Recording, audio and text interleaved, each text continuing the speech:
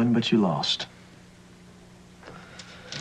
I'm down $300 of Darius' money. He was planning on spending all that money on the new job over there in Ellsworth. Yeah, a guy can dig himself a mighty deep hole when he's trying to do another fella a favor. You could have lost all of Darius' money. But didn't I say that you'd be working for tips and a taste of the winner's pot? You said that, Buck. Yeah. You sure did. That ought to be about $300 right there. Actually, $400 with my taste. You're a man of your word, Buck. You sure are. Well, promise made is a promise kept, Sonny. There's something I want to know. What's that, Buck? What made you keep playing? Well, I guess it's just from hanging around you so much, Buck. You never let Hawks or anyone bluff you into a corner. But you know, you could have quit after you nearly lost all my money. And you knew how important Darius' money was to him. But you played it anyway. Why? When I almost lost all your money, Buck, Hawks, he thought I was out of the game for sure. This guy here, Fancy, he offered to bankroll me just to see what would happen. No way I was going to owe that guy. Hawks, he was just sitting there waiting for me to fold my cards. And I got to thinking. What Derry tells Ponyball all the time. Whatever you do, you gotta believe in yourself. So before I could even stop thinking, I was reaching down and grabbing Derry's money belt. From there on, cards, they did their own talking. And Lady Luck, she was on my side. I gotta get into town, Buck. Check on Ponyboy at school. Get over to McAllister, see if Steve and Derry got through the storm. So how about one cut of the cards? Winner take all. High card wins.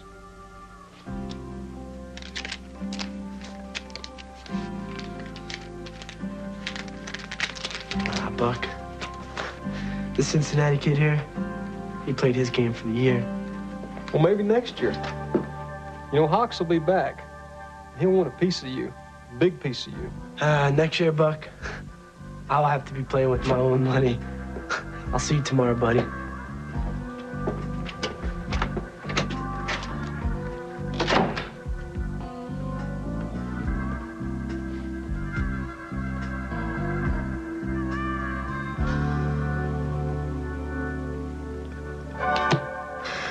Oh, I'll be damned.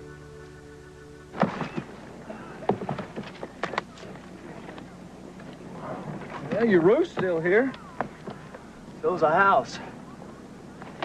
So are we. I've got to get to town and find sort of Ponyboy.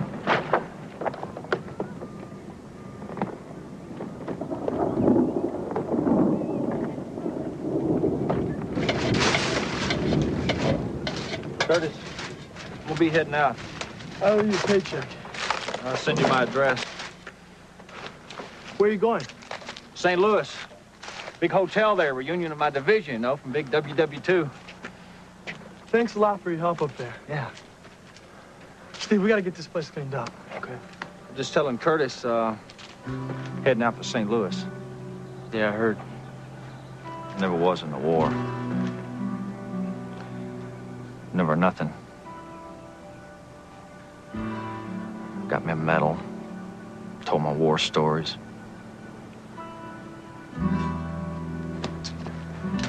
Hey, Pitts.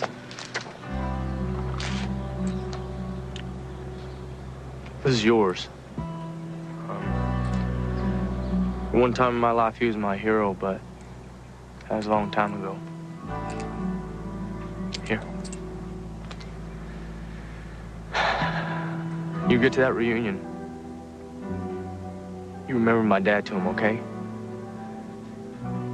You tell him the real story. Guadalcanal, November 2nd, 1942. 3rd Battalion, 183rd Infantry.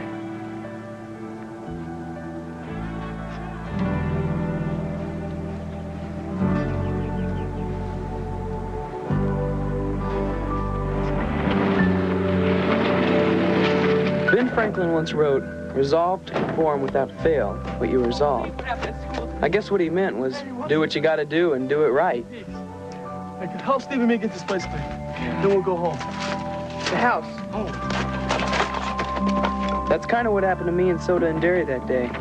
The day Walker Ridge got its biggest air bath ever.